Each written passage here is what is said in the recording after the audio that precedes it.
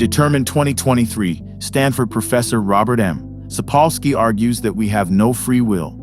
He asserts that human behavior is the result of a complex interplay between biological and environmental factors rather than personal choices. Exploring the science of consciousness, Sapolsky examines the influence of hormones, childhood experiences, and cultural norms on behavior. He seeks to alter our perceptions of moral responsibility, suggesting that understanding our lack of free will can lead to a more compassionate society. The fallacy of present intent. Human behavior is not arbitrary or causeless. Rather, it is the culmination of a sequence of preceding causes. Every aspect of an individual, from neural processes to early life experiences and genetic makeup, is influenced by external factors that are out of their control. All actions are the result of intricate interactions between biological and environmental forces. Determinism negates free will. It posits that life's trajectories are preordained by uncontrollable elements such as genetics and upbringing. The origin of intent is a pivotal factor in debates about moral responsibility, yet research often neglects to consider its source. While individuals may seem to act based on their intentions, they are incapable of choosing their intentions. Studies employing electroencephalogram (EEG), functional magnetic resonance imaging (fMRI), and neuron monitoring indicate that decisions are made subconsciously before individuals become aware of them. This research supports the idea that free will is an illusion. However, critics argue that these studies do not accurately represent real-life decision-making and free will. Consciousness plays a significant role in decision-making, and the capacity to veto actions, known as free won't, is considered evidence of control over our behavior. Still, our sense of making conscious choices may not actually be the driving force behind our actions. The discourse on free will offers four possibilities: its non-existence in a deterministic universe, its existence despite determinism, its absence in a non-deterministic world, and its presence in a non-deterministic world. Similarly, views on moral accountability differ, with some academics arguing that without free will, it is unjust to hold people responsible, while others maintain that accountability is still valid. Behavioral scientist Robert M. Sapolsky holds that moral responsibility for individual conduct is inappropriate because the world is deterministic. Brain imaging reveals that decisions can be made before conscious realization. The role of awareness in making decisions is a complex issue. Some academics argue that a distinctive EEG pattern called the readiness potential signals a decision or impulse to move before we become consciously aware of it. However, research demonstrates that preconscious signals do not always result in movement, challenging the idea that the brain makes decisions before we become conscious of them. Predicting behavior based on neural activity is not highly precise, with an accuracy rate of around 80%. Philosopher Adiner Roskis argues that while physical factors influence decisions, they do not completely negate free will. Studies trying to understand the neurobiological basis of decision-making focus on immediate intent without taking into account a person's history. This overlooks a crucial question: where does intent originate? It's not just about the seconds before action. It encompasses biological, environmental, and historical factors. Debating free will solely based on immediate brain activity misses the broader context. This myopic view is prevalent in scientific and philosophical circles, exemplified by philosopher Daniel Dennett's metaphorical foot race analogy, where one person starts way behind the rest at the starting line. He suggests that luck evens out in the long run, but reality shows that it often perpetuates inequality. For instance, starting life as a crack baby leads to a series of disadvantages, with little opportunity for compensation. Dennett's stance implies that those who deserve success will overcome initial setbacks, akin to believing poverty is a punishment for moral failings. This illustrates a disregard for the systemic inequalities ingrained in society. In reality, understanding intent requires delving into its origins and acknowledging the unequal distribution of luck and opportunity.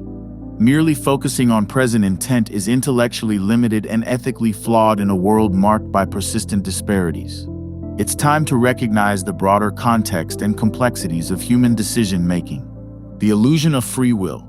The motivations behind decisions are shaped by numerous uncontrollable factors. Sensory inputs, such as odors or visuals, can sway moral judgments and choices. In one study, repugnant smells led to less tolerance towards gay men. The insula, a region of the brain, processes both physical and moral revulsion, connecting the two.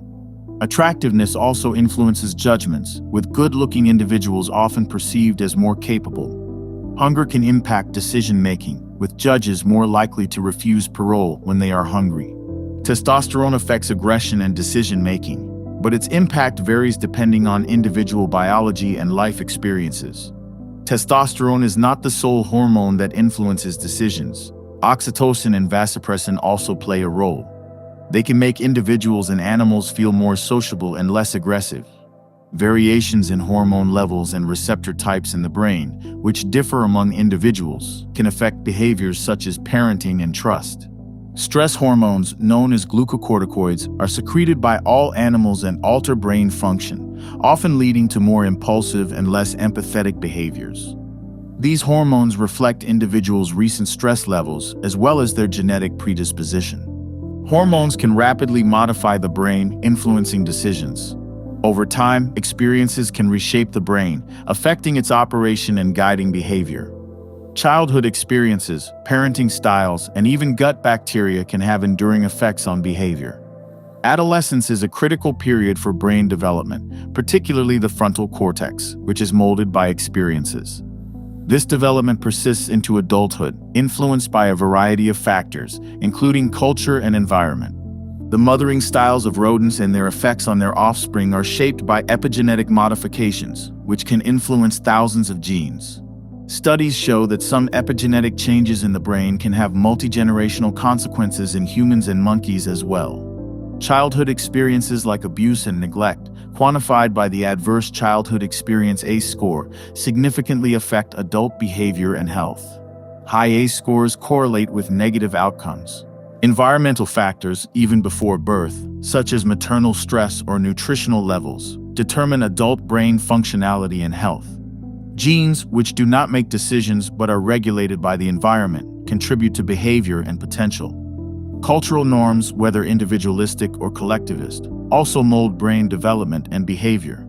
These elements, from genetics to culture, impact free will and decision-making. The frontal cortex, particularly the prefrontal cortex (PFC), is essential for decision-making and impulse control. It is the last part of the brain to mature, reaching full development in the mid-20s, and is shaped by environmental influences. The PFC aids in resisting temptations and managing emotions. Larger PFCs are associated with more extensive social networks in primates, and social experiences can increase PFC size. Damage to the PFC can result in difficulties in altering habits and controlling behavior. The PFC also interacts with emotional brain regions, such as the amygdala, which is a brain region central to fear and aggression, to suppress inappropriate responses. It is involved in complex social behaviors, including resisting the urge to cheat and coping with rejection. When engaged in a task, the PFC remains active, continuously repeating the current rules. This activity is energy-intensive, as neurons fire rapidly, consuming glucose and oxygen. If the PFC is deprived of energy, its performance suffers, which is evident when individuals face temptations or need to make decisions. For example, people might consume more sweets if they have just completed a demanding task.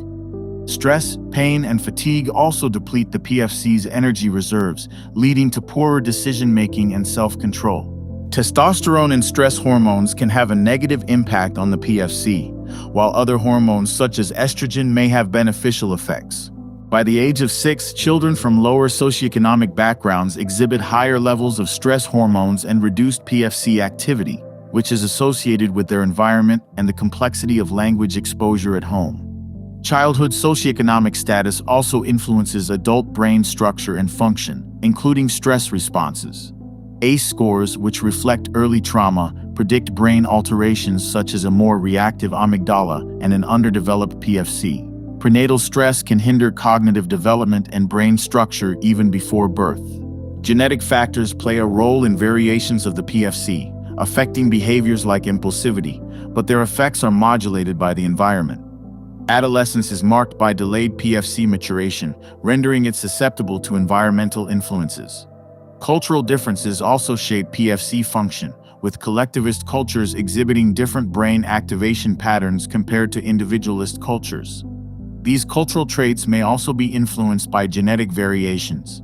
Ultimately, the functioning of the PFC, shaped by a multitude of past influences, challenges the concept of free will. Unpredictable determinism.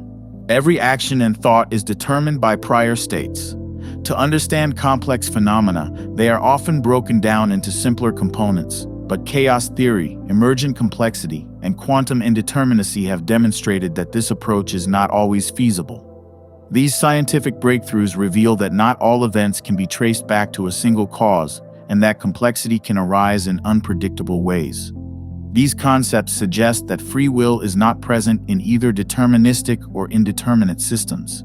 Chaos theory suggests that complicated things often cannot be understood on a reductive level. It is impossible to foresee the final pattern based on the initial state. Even the smallest alteration can lead to vastly different outcomes. Some thinkers contend that chaos theory validates the existence of free will, as choices cannot be foreseen. However, unpredictability does not imply that a system is non-deterministic. Determinism explains why an event occurred, while predictability concerns knowing what will happen next. Confusing these concepts has led to the mistaken belief that chaotic systems affirm free will. Chaotic systems are deterministic, but unpredictable, meaning past events cannot always be linked to a single cause. This does not suggest indeterminism or free will. It merely challenges reductionism, the belief that everything can be explained by reducing it to its simplest components. Understanding complex systems requires more than dissecting them into individual parts, because minor differences can result in unpredictable outcomes. Nonetheless, unpredictability does not negate determinism. Emergent complexity is where basic elements follow fundamental rules to create something remarkable. This occurs in nature. These systems are resilient and can solve problems efficiently, such as bees locating the optimal food source without centralized planning. A multitude of simple agents adhering to basic rules can lead to complex, adaptive behaviors, challenging the assumption that such complexity necessitates a conscious designer or free will. Ants and bees employ a similar strategy for locating food. They explore various paths, and upon discovering a rich food source, they broadcast the path leading to it, drawing others to follow. In honeybee colonies, scout bees find food sources and communicate their location through a dance. The length of the dance indicates the quality of the food source. Other bees in the colony, upon encountering a dancing scout, follow its directions to the food source and then return to dance the news as well. This process leads to an exponential increase in bees heading to the optimal food source without a single bee making a decision based on comparing options. Similarly, neurons grow by following chemical cues towards stronger connections. The brain's cortex is constructed by cells that act as scouts, directing new neurons to establish columns that process information. This development does not require a detailed blueprint, but adheres to simple, repetitive rules. Fractal geometry, which iterates the same operation, is observed in structures like blood vessels and trees, and also follows this pattern of repeated branching. These systems do not need an intricate plan. They grow by adhering to basic rules that are effective at any scale. This principle of local interactions and simple rules can elucidate complex patterns in biology. Emergence implies that simple components can unpredictably give rise to complex behaviors. Philosophers Christian List and Robert Kane suggest that free will is not located at the level of individual neurons, but emerges from groups of them. Many philosophers and scientists associate emergence with free will, but some explanations lack clarity. Compatibilists believe that free will is compatible with a deterministic universe. List's research proposes that emergent free will exists, with deterministic systems at some levels and indeterminism at others. He acknowledges that individual neurons operate deterministically, but suggests that higher-level emergent properties like free will can be indeterministic. However, emergent states are still constrained by the capabilities of their components. Strong emergence, where emergent states are independent of their origins, is nearly impossible. Emergent systems can influence their parts, but do not alter their fundamental nature. Therefore, emergent complexity does not equate to free will because it is limited by its components and does not permit them to transcend their basic rules. Discussing indeterminacy is challenging because it is based on complex, counterintuitive science that even experts struggle to fully comprehend. It attracts unconventional ideas like a magnet. Minuscule particles behave unpredictably, not due to human or technological limitations, but because the universe itself does not always adhere to fixed rules. Determinism falters at the subatomic level, but it is unlikely to influence behavior or lead to free will. Randomness signifies that a particle's movement is unpredictable, lacking a discernible pattern over time. Particles move erratically without end and bump into each other randomly. This motion plays a role in biological processes, such as the clumping of proteins associated with Alzheimer's disease after randomly bumping into another one. Even cell division exhibits randomness, influencing the traits of the resulting organism. Randomness also affects behavior, such as a fish's foraging pattern, which becomes random in the absence of abundant food. This resembles the way white blood cells search for pathogens. Quantum mechanics introduces a fundamental level of indeterminacy, with experiments demonstrating that particles can exist in multiple locations simultaneously and their behavior alters when observed. Another bizarre aspect of the universe is that particles, such as electrons, can become entangled and instantaneously influence each other, defying the speed of light. Their properties, like spin direction, become linked and perfectly correlated. This correlation is always negative. If one particle spins one way, the other spins the opposite way. This strange phenomenon can occur between electrons in different atoms or even far apart, with the record being nearly 900 miles linked by a quantum satellite. Some individuals invoke quantum mechanics to support claims of free will and spiritual ideas, such as a connection among all living beings. They propose that quantum effects, such as electron entanglement, within the brain could shape our decisions, but this view is often met with skepticism by experts. Quantum effects are generally considered too minor to significantly impact brain function, as they tend to be overshadowed by the multitude of other events occurring. Although some scientists investigate the potential role of quantum mechanics in brain activity, the prevailing consensus is that the brain's complexity and the sheer volume of events make it improbable that quantum randomness could significantly affect behavior. The notion that neurotransmitter release in the brain is spontaneous and without cause is a misconception. A complex sequence of steps and molecules is involved in neurotransmitter release, and even spontaneous release follows a distinct, regulated pathway. Factors such as hormones and diseases can modulate this spontaneous release, indicating that it is not truly random. Furthermore, spontaneous release serves specific functions, such as maintaining neural connections, akin to running a car engine to preserve the battery. Even seemingly random neural activity is part of broader, purposeful patterns, like the default mode network in the brain, which is active during daydreaming and is regulated by the prefrontal cortex. Ultimately, the concept of free will cannot be accounted for by random quantum events in the brain, as these events are shaped by a history of deterministic factors. Quantum effects appear to have minimal impact on behavior. Rejecting reductionism, complex systems defy simplistic explanations, but unpredictability does not equate to free will. Beliefs and behaviors. Behavior is molded by biology and the environment, leaving no space for free will. Even the chaos and complexity observed in the world adhere to deterministic principles. Despite significant advancements in science, accurately predicting individual actions remains a formidable task. Individual beliefs in determinism can influence human motivation and behavior. If free will is a myth, some may question the rationale for acting with restraint. The traditional concept of running amok in Malaysian and Indonesian culture is based on the idea that people can be overtaken by an evil spirit, absolving individuals of guilt. This parallels the notion that humans are merely biological automatons devoid of free will. Research indicates that when belief in free will is diminished, individuals may behave less ethically, cheat more, and exhibit less helpfulness or gratitude. However, most studies do not support the idea that undermining belief in free will leads to unethical behavior. Running wild with our behavior can be tempting and help us socialize, but it can also be exhausting and appear foolish. People often engage in unrestrained behavior when they believe they will not face punishment. Anonymity, such as wearing masks, can escalate violent conduct.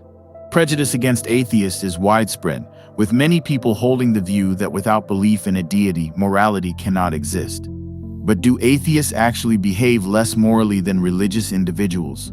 Investigating whether religiosity or atheism leads to superior behavior is challenging because beliefs cannot be randomly assigned to individuals. Studies often suggest that religious people are kinder, but this is misleading. When examining actual behavior rather than self-reported actions, the distinction between the kindness of religious and non-religious individuals vanishes. Religious individuals may appear more benevolent towards members of their own group, but when it comes to extending kindness to outsiders, atheists often exhibit greater generosity and acceptance. Furthermore, in countries with lower levels of religious belief, such as Scandinavia, people tend to be happier and healthier, and societies are more equitable and peaceful. Beliefs in free will or religion do not reliably predict moral behavior. Both skeptics and believers can act ethically, while those who are uncertain in their beliefs may exhibit less consistent moral behavior. Conditioning and misconceptions. Behavioral changes occur not through free will, but due to external influences and biological processes. The California sea hare, Aplysia californica, demonstrates how simple neural circuits can result in complex behavioral modifications. Neuroscientist Eric Kandel's studies show that when the sea slug is subjected to shocks, its gill withdrawal reflex becomes more sensitive. The more shocks, the longer the gill retraction. This sensitivity is due to alterations at the molecular and genetic levels, which are analogous to processes that occur in humans. Comprehending these biological mechanisms can foster optimism regarding the potential for behavioral change. Eye blink conditioning is a reflex that protects the eyes by closing them before something harmful occurs. It is akin to Pavlov's experiment, where a dog learns to associate a bell with food and begins to salivate in anticipation. This type of learning occurs because specific neurons in the brain release chemicals that forge new connections. Remarkably, humans and sea slugs utilize the same chemicals in their brains for this process, despite not sharing a common ancestor for more than 500 million years. Early life experiences, such as separation from their mother, can influence how well rats learn this reflex due to changes in their brain's stress hormone receptors. This illustrates that behavior can be determined by past experiences and genetic factors, not by free will. The same principles apply to more complex behaviors, such as fear responses in the amygdala, which can be conditioned by our history. Neurons form networks for beliefs, optimism, and peace, shaping thoughts like things can improve through interconnected layers influenced by life events. Life can be fulfilling, filled with love and joy, until a violent act disrupts everything. The ensuing pain and loss can make it seem impossible to ever feel secure or love again. A scientist might explain that behavior, including acts of violence, is determined by biology and environment, factors we cannot control. This understanding could lead to empathy and the release of hatred towards the perpetrator. Change is possible, not through free will, but because the world changes us. Society has evolved to comprehend the true causes of behaviors such as violence, resulting in less hatred and a reduced desire for revenge. Neurons in the brain function by generating electrical charges that enable us to respond swiftly to situations. If this system malfunctions, it can lead to epileptic seizures, which are caused by either excessive excitation or insufficient inhibition in the brain. Epilepsy has been misunderstood for centuries, with explanations ranging from demonic possession to moral shortcomings. Individuals with epilepsy faced severe stigma and punishment due to these misconceptions. Epilepsy is now recognized as a neurological condition that can often be managed with medication. Epilepsy was once associated with violence and moral failure, but science has since clarified that it is a neurological issue, not a character defect.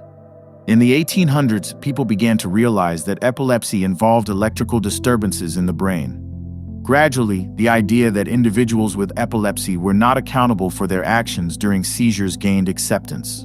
In the past, schizophrenia was erroneously attributed to poor parenting, similar to the way epilepsy was misunderstood. Freudian psychoanalysts dominated American psychiatry for many years, and they asserted that mothers caused schizophrenia by being cold or overbearing, creating emotional traps for their children. However, modern science has revealed that schizophrenia is a brain disorder with genetic underpinnings, not the result of parenting. Stressful environments and genetic predispositions contribute to the disorder, which involves an overabundance of dopamine and structural changes in the brain. The shift in understanding schizophrenia as a biological condition emerged from advocacy, neuroimaging, media influence, and the personal experiences of influential figures. In the 1970s, Eleanor Owen and others, affected by schizophrenia in their families, established advocacy groups to combat the idea that the family was to blame. These groups, including the National Alliance on Mental Illness NAMI, advocated for better medical coverage and comprehension of schizophrenia. NAMI collaborated with E. Fuller Torrey, a psychiatrist critical of psychoanalysis who became a prominent advocate and educator. NAMI's influence expanded, particularly after Torrey appeared on The Phil Donahue Show, which led to increased membership and awareness. The organization played a role in transforming the perception of schizophrenia to a biological disease, removing unjust blame from families. Similar shifts in perception have occurred with autism and PTSD, demonstrating that behavior is not always a matter of personal responsibility. Dyslexia, once seen as laziness, is now understood to be caused by brain malformations. By understanding the biological basis of behavior, we can remove blame and make the world a better place. Rehabilitation versus retribution. Reforms in criminal justice often seem futile when the system itself is flawed. For instance, 16th century witch trials were based on irrational tests. One such test was to read the suspect the biblical account of the crucifixion. If they weren't moved to tears, they were a witch. Dutch physician Johann Weyer tried to reform this system by highlighting flaws, such as the possibility of innocent people confessing under duress. He also suggested that some accused individuals might be mentally unwell rather than witches. His work showed the absurdity of trying to reform a system built on unfounded beliefs. Similarly, the execution of Robert François Damiens in 1757 for attempting to assassinate King Louis Roman XV in France was a gruesome spectacle that satisfied the public's thirst for justice. Philosopher Dirk Pereboom argues that a better approach for criminal justice is a quarantine model, where individuals are not punished for acts they could not control, but are instead rehabilitated or isolated to prevent further harm, akin to medical quarantines. Philosopher Greg Caruso builds upon Pereboom's quarantine model, suggesting that society should minimize constraints on individuals while addressing the root causes of crime, such as social injustice. Quarantine models, however, face criticism. Indefinite detention is a concern, as it could result in longer constraints than traditional prison sentences. Preemptive constraint is also contentious, as it resembles predicting crimes before they occur, which is controversial but already practiced in public health. For instance, we prevent a person who is developing dementia from driving a vehicle before they cause an accident, not after. Caruso also points to Scandinavian countries, where humane treatment in prisons correlates with lower crime rates. The challenge lies in overcoming the ingrained desire to punish, which has evolved as a societal countermeasure. The pleasure derived from punishing wrongdoers is deeply ingrained in humans and even chimpanzees, and it activates reward circuits in the brain. Medical professionals often refuse to assist with executions, leading correctional officers to potentially mishandle the Roman IV line, causing slow and agonizing deaths. Pharmaceutical companies, particularly in Europe, refuse to sell drugs for executions, prompting states to resort to unproven drug combinations. Executions have transitioned from public displays to more discreet proceedings. Public sentiment regarding punishment has evolved, with many victims favoring rehabilitation over retribution. Retribution is not ethically defensible without free will. The universe is indifferent, with events merely following preceding ones. Terror management theory examines how humans cope with the inevitability of death and the quest for meaning. Some philosophers cling to the idea of free will to avoid despair. Recognizing our lack of free will is essential, despite the emotional challenges it presents. Leptin, a hormone that regulates fat storage and satiety, can be influenced by mutations that cause severe obesity from childhood. Genetics play a crucial role in body mass index (BMI), with numerous genes involved, and their interaction with environmental factors, such as prenatal conditions, can affect the risk of obesity. These genetic and environmental influences impact biological aspects from nutrient absorption to stress responses. Still, biases against obese individuals persist, even among medical students, exacerbating the stigma and discrimination they encounter. Learning about our genetic differences can be empowering, shifting self-perception from self-blame to understanding.